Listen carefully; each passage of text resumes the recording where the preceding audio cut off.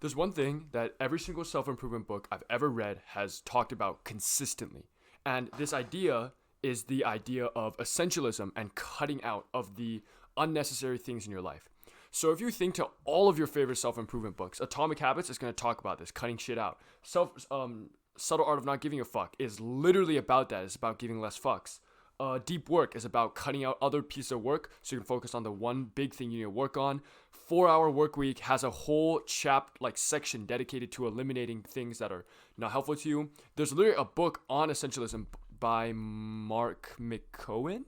I need to check Greg McCohen. Sorry, not Mark. By Greg McCohen, entirely detailing essentialism. Essentialism is this really, really, really important topic that every single self-improvement author and every single self-help author has deemed so important that they consistently write about it. I want you to look at this diagram that I have right here. This is a diagram from Essentialism by Greg McCohen. And basically, you can see how it's got two things, right? It's got the essentialist and the non-essentialist. You can see how for the essentialist, the arrow represents progress towards a goal or something. The essentialist arrow is way higher. Even though they just have one, there is way higher. They've made way more progress in that one thing. Whereas the non-essentialist, sure, they've made a little progress, but since it's dispersed over 14, is it 14? 1, 2, 3, 4, 5, 6, 7, 8, 9, 10. I don't know. It's let's just say it's 14. Over 14 different arrows, they make very minimal progress over each of them and thus sort of fail in all of their departments. This goes along with a quote I saw just online, and the quote went something like this. It's you can do anything you want, but not everything you want. So it's true. You can do anything. You can fulfill any dream you want, but you cannot fulfill every dream you want, if that makes sense. So I want to be a YouTuber, right? But I can't be a YouTuber, a full-time YouTuber, a very successful YouTuber, while also studying for a doctor, while also being a martial artist champion. Sure, there's some niche scenarios, some people who are very, very talented, but if you genuinely want to be a world-class boxing champion, a world-class doctor, and a world-class YouTuber, it's very, very difficult. Okay, so it's best to cut down on these other pursuits so you can pick one and purely focus on it, be an essentialist about this so you can make more progress. So with the basics of essentialism out of the way, let's talk about the first thing of this video is why is it important. So this section, I'm just going to try and convince you that essentialism is important. There's a concept I learned from Deep Work called focus transferring, and it's basically when you switch from task A to task B. Let's say task A is your YouTube, task B is your business, whatever.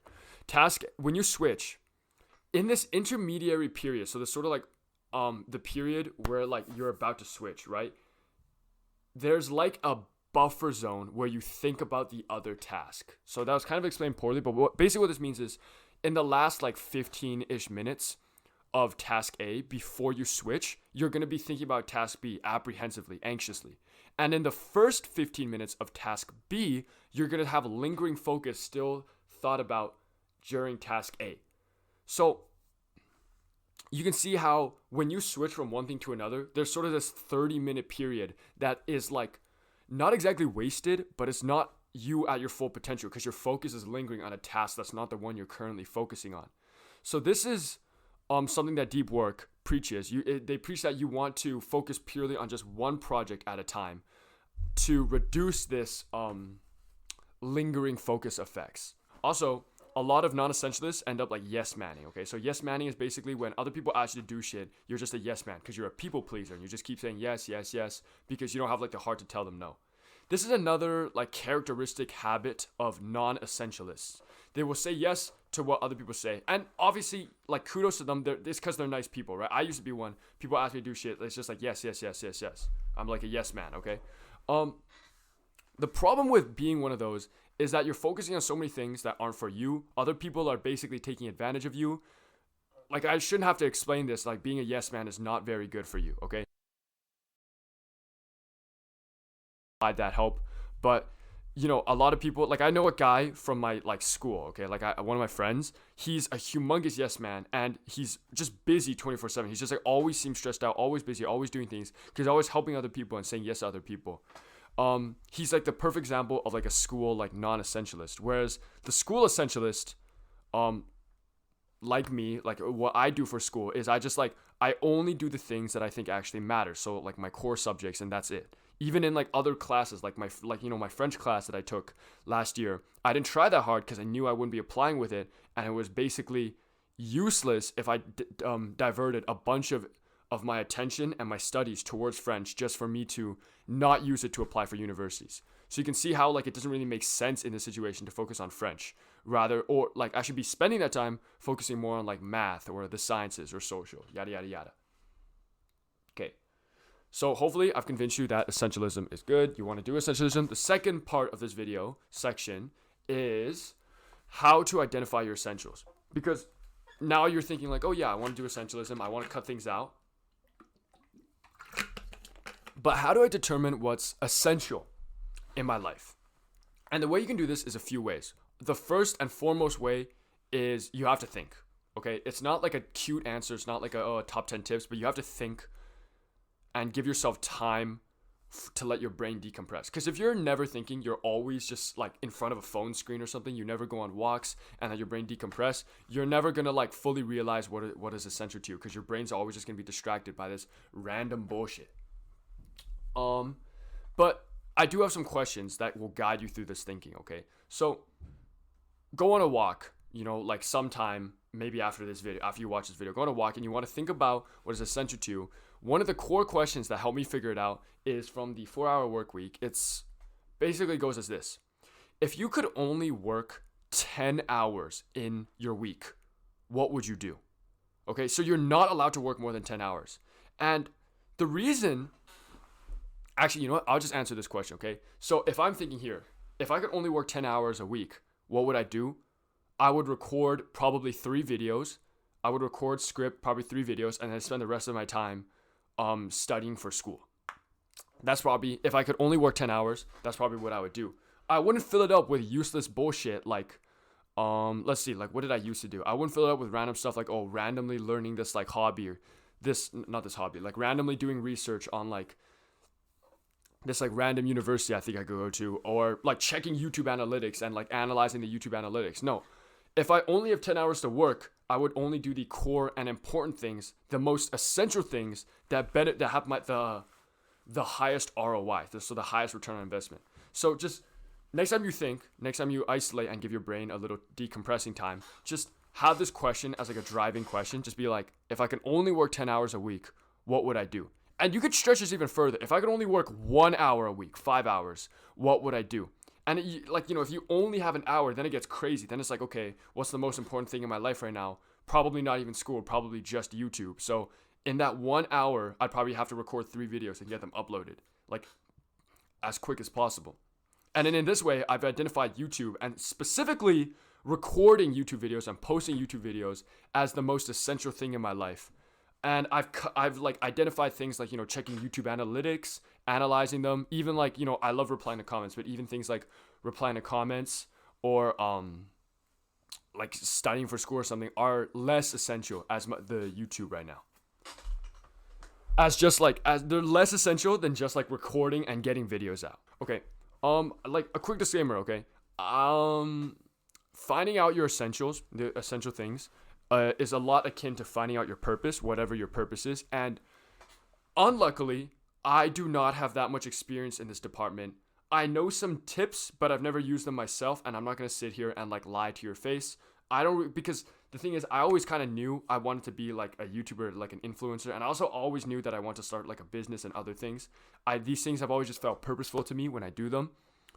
That's one of the reasons why, even if I get like no views or no subscribers on my channel, I'm still going to keep posting, just because for the few, like my loyal fans, for the few subscribers I do have, it brings me lots of fulfillment just to post for you guys. So yeah, I can't tell you too much about how to find your purpose. What I can say is that like, just, the thing I said last time, just thinking and reflecting. So having a system of reflection is pretty good for this. Meditating has been pretty good. And I have like another tip for identifying your essentials, but this is one I literally just figured out. Like I just popped in my brain. It's on my notes. If you take a break from all means of work, you will begin to crave doing the most fulfilling and actionable work. Not actionable. This is the most fulfilling and essential work when you cut out all work. And the way I know this, so I'll explain it better in the example. Basically, I just went on vacation. I was on vacation for literally 20 days. I literally just got back, okay? So I'm batch recording a few videos right now. The thing that I missed most when I was on vacation was not like checking the YouTube analytics. It was not studying. It was not like, okay, I could read on vacation, but it was not like purposeful, like self-improvement research, like researching or watching Andrew Huberman podcasts. It was not like doing work on my business. It was not any of these. The thing that I missed the absolute most, that I was looking forward to the most when I got back, is scripting and recording videos. And in this way, it kind of like taking this long hiatus from my work kind of made me realize that like, yeah, scripting and recording videos is probably the most like essential and like fulfilling thing for me, because it's the thing that I missed the most when I took the hiatus. Now, obviously, this is very unapplicable to a lot of people, because, you know, you're not just going to take a 20-day hiatus from your work so you can figure out what you missed the most. That's really stupid. But if you go on vacation, if anything else happens, if you like sick or some shit for like a week, think about what you miss the most, okay? And it better not be some dumb shit like fucking like stroking your meat or like video games or something, okay? Like think about it in like a work setting. Okay, like a side rant over, let's get on to the third section of this video, which is on actually eliminating these other things that aren't essential in your life. And there's a few ways to go about this. The first way is obviously just physical like eliminators, okay? So if I've identified something as not essential to my life, just get rid of it.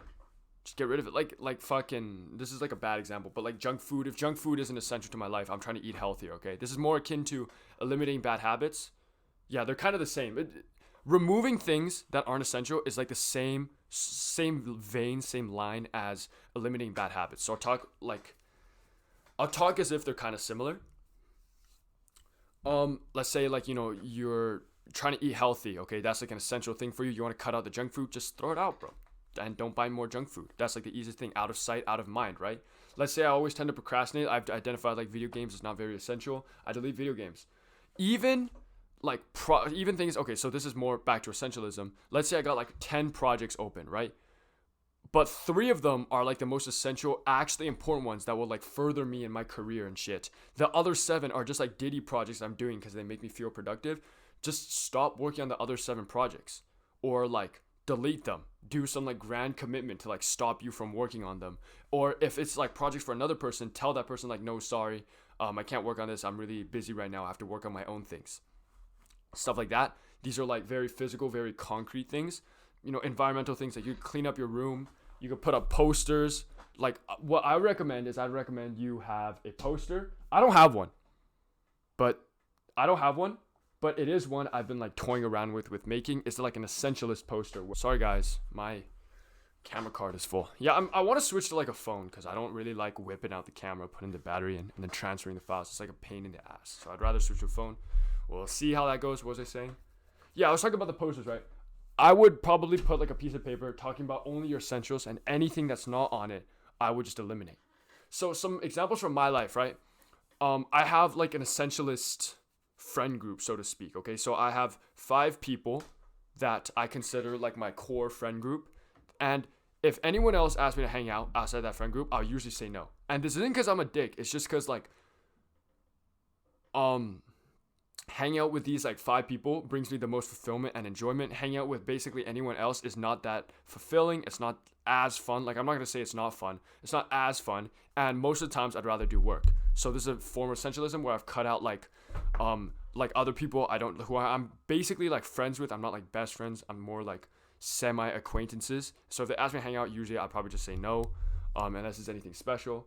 Other things I told you is like school, right? So I've identified French to not be essential, so I diverted less resources to it. I wasn't going to drop it outright because, to be honest, I should have dropped it outright. But, you know, I didn't. I kept going. So, partially because, you know, I had friends in that class and they were like, no, you got to keep doing French. But it's like, you know, the real essentialist thing would have been to drop French at that time. What you could also do, like what I did, where you divert like barely any so I didn't study for French at all. I did the bare minimum basically just to pass. Another ability I think you should pick up is to have the power to say no. So this is going to help you with being less of a yes man, but having the power to say no is just like a very lifelong skill. I don't like, a lot of these things are like I don't have too much advice for them. The advice I'd give would be the same advice for quitting bad habits. So, which I have given out tons of advice. You can watch the other videos. I'm too lazy. I don't want to repeat like 15 minutes worth of advice right now. Yeah, like a lot of the tips I can give you for eliminating the things that aren't essential in life are just like, just eliminate them, bro. Like if you got projects that aren't essential, just eliminate them. Just don't stop doing them. For example, like I did the YouTube thing, right? If I identified like hyper analyzing YouTube analytics to not be helpful, I just stopped doing that. Like if you really want, you could like, I guess, make like a habit or something, like a bad habit tracker or some shit. But it's like a lot of these things are quite obvious, right? If I have a project I think isn't that essential, I'd stop doing it. If I have a class that I think isn't essential, I just divert very minimal resources to it and / or drop the class. If I have friends that I think don't bring me that much fulfillment, I'd rather hang out with like the core group of friends. I just like won't hang out with them as much. You know what I'm saying? Like I'll still be nice, I'll still be polite, I'll talk with them in school, whatever. But if they ask me to like hang out outside of school, I'll just be like politely just like, no, sorry, I have like work, I have things to do.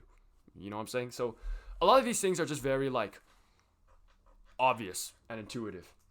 One thing I can say is reflecting is awesome. Reflecting will do you lots of good in terms of not only identifying your essentials, but also identifying what's not essential. And also reflecting is going to help you create specific actions and protocols that will help you specifically. So reflecting is like the number one thing I did. I have literally 2 videos on reflecting. I think they both flopped, bro, but you know, whatever. Yeah. But that's basically it for essentialism. One last thing I forgot to say. First of all, thank you for making it this far in the video.